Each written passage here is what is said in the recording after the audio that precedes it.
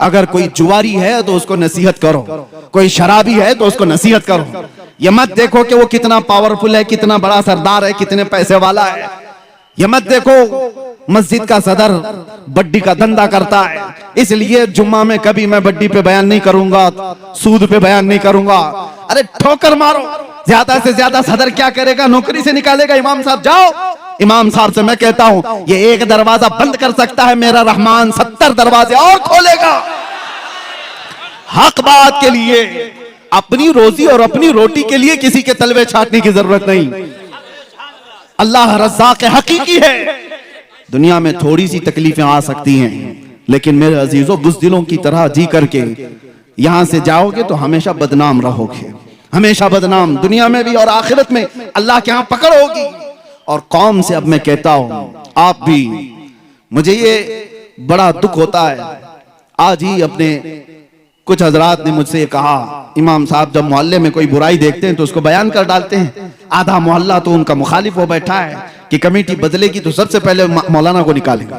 क्यों निकालेंगे? इसलिए कि वो तुमको कहता है, मियां अगर कोई डॉक्टर तुमसे कहे कि तुझे सर्दी हो गई, तुझे बुखार हो गया, तेरे पेट में गैस हो गई, तो क्या डॉक्टर को थप्पड़ मारोगे? डॉक्टर से क्या कहोगे? हाँ ठीक है साहब, हुई तो है बीमारी, इलाज आप कर दो। यही बात एक आलिम दीन से क्यों नहीं कहते? अगर वो कहे कि तेरे अंदर ये बुराई है तो आप ये ना कहें कि मौलाना ये गलत है, मैं दूसरे मौलाना को पकड़ूंगा। ये कौम ने खेल रचा रखा है, तलाक दे दिया बीवी को और ढूंढ रहा है कोई हलाल करने वाला मौलाना मिले, कोई ऐसा मौलाना मिले, पैसे लेकर के घूम रहा है, लिफाफे लेकर। मुफ्ती साहब ने कह दिया नहीं तलाक हो ही गई है, तो कहा ये पूरे मुफ्ती नहीं, दूसरे को ढूंढता हूं, दूसरी जमात के भी ऐसे कुछ मौजूद होंगे। अब तो कुत्ता कह सकता हूं, हड्डियों पर पलने वाला, जो किसी के माल पर अपना मसला बदलता हो। मेरे अजीजों, कौम ऐसों को ढूंढ रही होती है कि वहां जाए तो हमारा मसला हल हो जाए, हमें हलाल करके दे देंगे। तुम पूरी शरीयत को अपने पैसों से खरीदने की बात कर रहे हो, मेरे मुस्तफा की शरीयत को माल से बदलने की बात कर रहे हो।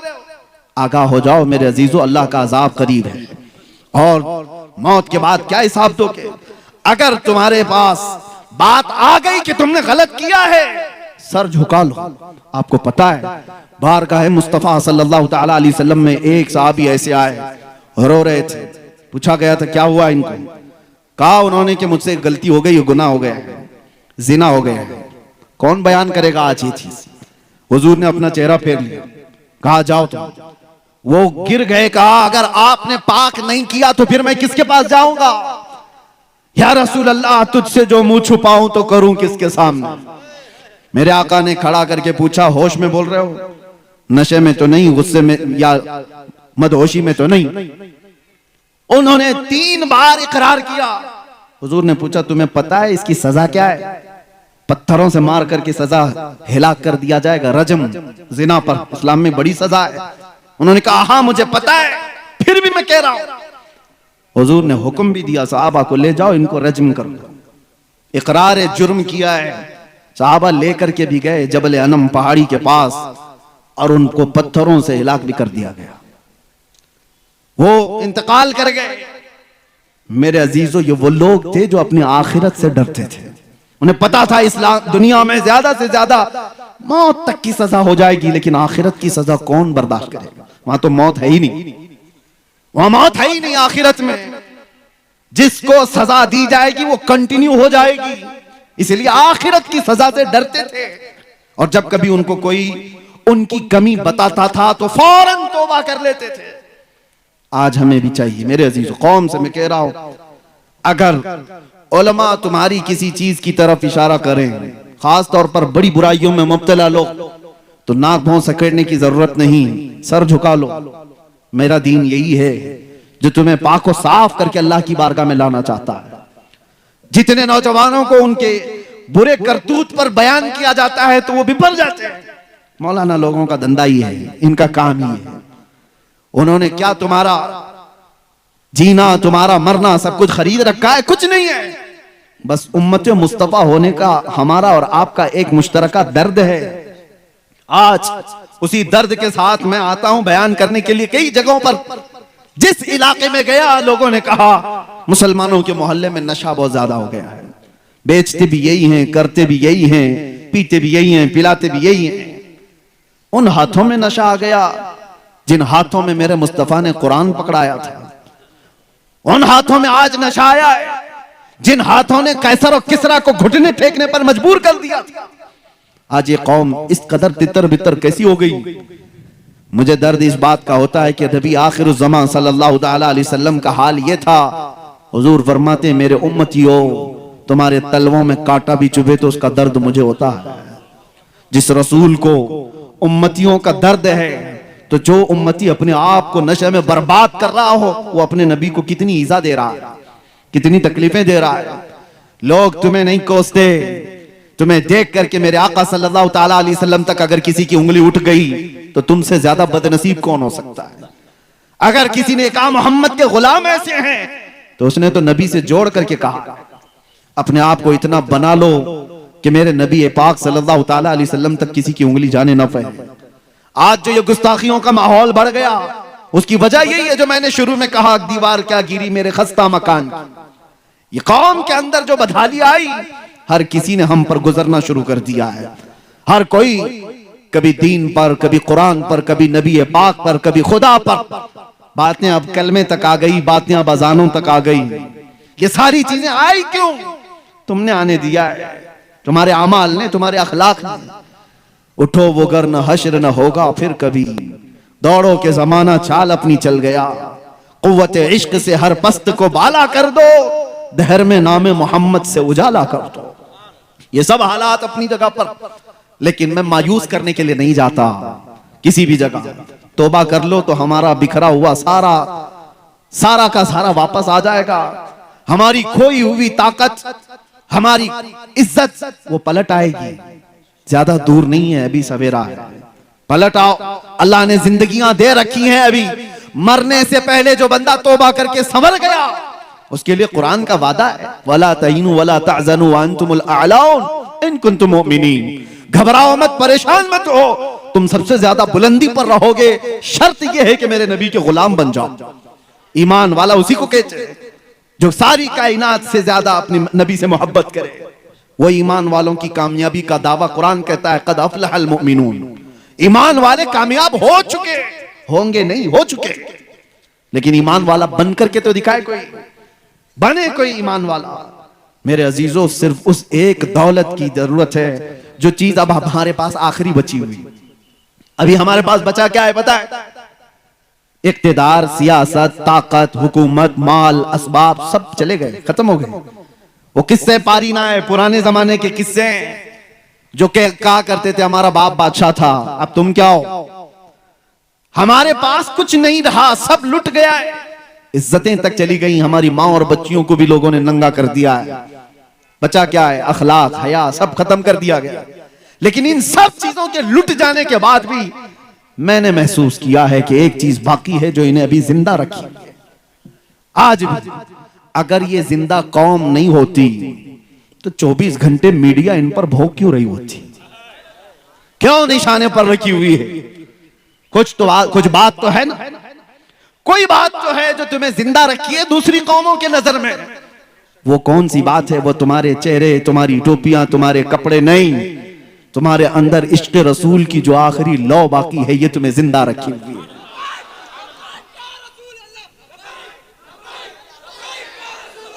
लब्बैक या रसूल अल्लाह। बस उस लौ को थोड़ा सा तेज होने की जरूरत है। जब कोई शमा थोड़ी सी भी रोशनी बाकी रखती है तो उससे बहुत सारी उम्मीदें भी बंधी रहती हैं। पूरी बुझी नहीं है, बुझी होती तो ये करंट थोड़ी ना लगता।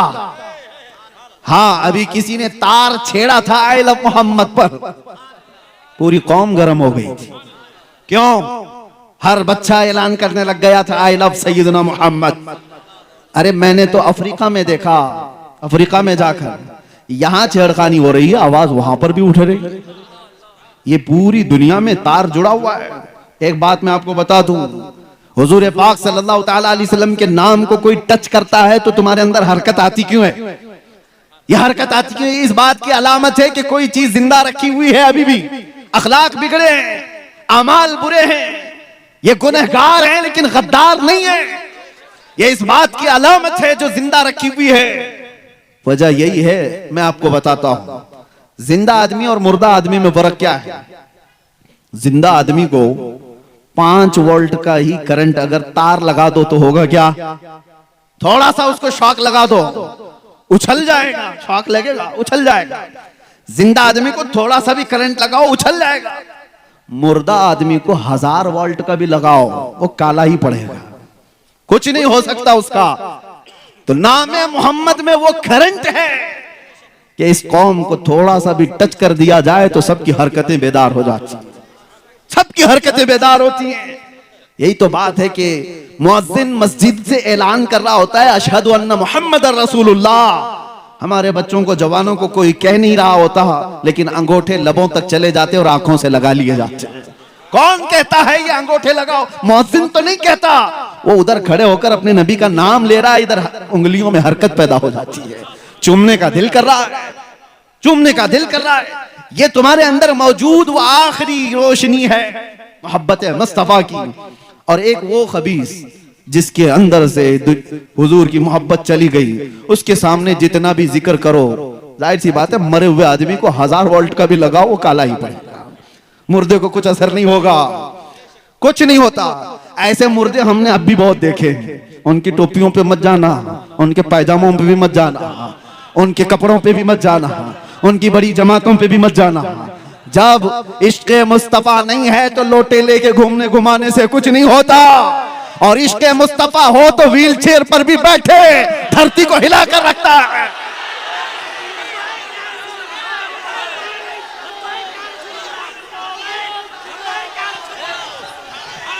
जिंदगी ये नहीं किसी की किसी के लिए, जिंदगी है नबी की नबी के लिए। ना समझ मरते हैं जिंदगी के लिए, अरे जीना मरना है सब कुछ नबी के लिए। और जो उनका हो गया, जो उनका हो गया वो कायनात का आका हो गया। आज मुझे पता है हजारों दिलों को अल्लाह ने हमारी तरफ जो माइल किया है, मैं जानता हूं, मैं हर बार ये जुमला कहता हूं, ये हमारे बाप दादाओं के किस्से बयान करने की वजह से कौम के दिल हमारी तरफ नहीं आए। एक ही चीज है, उनकी बात करो हर दिल पे राज करो, उनकी बात करो हर दिल पे राज करो। हुजूर पाक सल्लल्लाहु ताला अलैहि वसल्लम की मोहब्बत अगर निकल गई है तो फिर वो चलता फिरता मुर्दा है, वो चलता फिरता मुर्दा है। अब नामे मोहम्मद से, इश्क मुस्तफा से, मोहब्बत मुस्तफा के बयान से कुछ नहीं होने वाला उसका। इसीलिए ईमान की इस आखिरी लौ की हिफाजत करो, इस आखिरी लौ की हिफाजत करो। आला हजरत ने 100 साल पहले हमें ये नसीहत करके सुनाया था, सुना जंगल रात अंधेरी, छाई बदली काली है, सोने वालों जागते रहियो, चोरों की रखवाली है, चोरों की हर जगह चोरों की रखवाली है, चोरों की रखवाली है। और आला हजरत ये फरमाते हैं आंख से काजल साफ चुरा ले, या वो चोर बला के हैं। आंख से काजल चुराना समझते हो? आंख से काजल कैसे चुराया जा सकता है? कभी किसी चोर को देखा कि काजल चुराता है कोई? लेकिन ये इस्तिआरा है। आंख से काजल चुराने का मतलब है एक मोमिन की आंख का काजल वो डब्बी वाला नहीं है, इश्क मुस्तफा हुआ करता है, मोहब्बत मुस्तफा उसकी आंख का काजल है। और ये चुराने वाले चोर मौजूद हैं, आंख से काजल साफ चुरा लें, या वो चोर बला के हैं। अरे तेरी गठरी ताकी है और तूने नींद निकाली है, सारे लोग तेरी गठरी देख रहे हैं। कभी जाना सफर में, ट्रेन में बैठे हो, 1000 लोग सफर कर रहे होंगे, लेकिन तुम्हारे पास डायमंड है, सोना है, और चोर को अगर पता चल गया तो 999 को नहीं देखेगा, सिर्फ तुम्हारी तरफ देख रहा होगा। ये कब सोएगा कि गठरी उठा लूं, कब गाफिल होगा कि उछक लूं। इसलिए कि उसको 999 से मतलब नहीं, इसी एक से मतलब है। हमने देखा है आज भी एक से मतलब किसको किसको होता है। आज भी बड़े बड़े लोग हैं, घूम रहे हैं, फिर रहे हैं, बोल रहे हैं, उनसे किसी को मतलब नहीं। एक ऐसे से मतलब है जिसके पास गठरी है, जिसके पास इश्क मुस्तफा की दौलत है। दुनिया उसकी तरफ नजर जमाए बैठी है कि इधर गाफिल हो तो इसको तोड़ दें, इसको मार दें और इसका इश्क छीन लें। एक बात 100 साल पहले अंग्रेज कह करके गए थे इस जमीन से, ये फाका कश मौत से डरता नहीं जरा, रूहे मोहम्मदी इसके बदन से निकाल दो। ये कह करके गए थे, ये मौत से भी डरता नहीं, भूखा प्यासा रहता है, इसके अंदर जो जिंदगी बाकी रखी हुई चीज है वो रूह मोहम्मदी है। मोहम्मद अरबी के लिए मर जाता है, लड़ जाता है। इसीलिए हमने ये कहा था, या रसूल अल्लाह तेरे इश्क की बदौलत मुझे जिंदगी मिली है, मेरी बात बन गई है तेरी बात करते करते। है जो जिंदगानी बाकी ये इरादा कर लिया है जो जिंदगानी बाकी ये इरादा कर लिया है, तेरे मुनकिरों से आका मैं मरूंगा लड़ते लड़ते। आप भी इस बात पर आ जाओ, अल्लाह जिंदगी अता करेगा, वो जिंदगी अता करेगा कि हजारों तुम्हारी तरफ देखने को फख्र महसूस करेंगे, तुम्हारा चलना फिरना भी नेमत बन जाए, तुम्हारा रहना भी बाई से बरकत बन जाए। वो जिंदगी न जियो जिसके मरने के बाद भी जाने वाले कहें धरती का बोझ चला गया, गुनाहों का अड्डा खत्म हो गया। ऐसी जिंदगी गुजार करके जाओ कि तुम्हारे यहां जाने के बाद दुनिया ये कहे कि वो चलता था तो मदीने की खुशबुएं फैलाता था, मेरे मुस्तफा की बातें करता था, इश्क में डूबा हुआ था, उसके चेहरे पर मुस्तफा की सुन्नतों के आसार थे। वरना जनाजे बहुत सारे उठ करके चले गए। उन जनाजों के जाने के बाद हमने देखा है कब्रिस्तानों में तख्तियां भी बुझ गईं, लोग दफन होकर खत्म हो गए, तारीखें मिट गईं। लेकिन मेरे अजीजों कुछ ऐसे लोग हैं जिनका जनाजा भी गया, कब्र भी बनी, 100 साल भी हो गए, लेकिन उनका नाम मरता नहीं, मारने पर भी मरता नहीं, खत्म किए जाने पर भी खत्म नहीं होता। अभी कर्नाटक की सरजमीन पर हैं हम, बहुत दूर रहने वाले हैं, लेकिन फिर अगर मैं यहाँ एक बात का ऐलान करूं, अभी जवाब में देखो ये मजमा क्या कहता है, इश्क मोहब्बत, इश्क मोहब्बत। कौन है वो आला हजरत, कौन है? सिर्फ इश्क मोहब्बत की बात की जाती है तो हर बच्चे की जुबान से आला हजरत का नाम आता है। वो आला हजरत मजमों में जिंदा है, हमारी महफिलों में जिंदा है। किस लिए जिंदा है? इसलिए कि पठान कबीले के कसीदे नहीं पढ़ता था, जब तक जिंदा था ये कहता था वो सरवर कहूं कि मालिको मौला कहूं तुझे, बागे खलील का गुले ज़ैबा कहूं तुझे, हैरान हूं मेरे शाह मैं क्या क्या कहूं तुझे। बरेली का वह इमाम उस वक्त कलम चला रहा था जब दरिंदे मेरे नबी की शान में भौंक रहे थे, कुत्ते भौंक रहे थे। कोई कह रहा था रसूल को पीठ पीछे का इल्म नहीं, कोई कह रहा था नबी उम्मती के बराबर हो सकता है, बड़े भाई के बराबर है, इतना है उतना है, मकामात नाप रहा था। तब बरेली का इमाम जलाल में कह रहा था, सारे ऊंचों में ऊंचा समझिए जिसे, है उस ऊंचे से ऊंचा हमारा नबी, सारे अच्छों में अच्छा समझिए जिसे, है उस अच्छे से अच्छा हमारा नबी। अरे पाउंड की लालच में, माल की लालच में मौलवी बिके हुए थे, फतवे अंग्रेजों के मुताबिक दिया करते थे, उनको बर्तानिया से तनख्वाहें आया करती थी। उनके थोड़े से माल की बुनियाद पर जिन्होंने दीन बदल लिया, अपने जुब्बे कुब्बे सब बदल डाले, मदरसों में नाफिज शरीयत को भी उन्होंने खत्म कर डाला, मेरे मुस्तफा की अजमत पर भौंक करके। उनको पता नहीं था अंग्रेज कब तक इन्हें पाल सकते हैं, कब तक इन्हें दे सकते हैं। नजराने भी बंद हो गए, अंग्रेज भी चला गया, इनके सारे बाप दादा भी खत्म, इनके सारे नजराने भी खत्म। उस जमाने में बरेली का इमाम तन्हा था, लेकिन ये कहता था कौन देता है देने को मुंह चाहिए, अरे कौन देता है देने को मुंह चाहिए, अरे देने वाला है सच्चा हमारा नबी।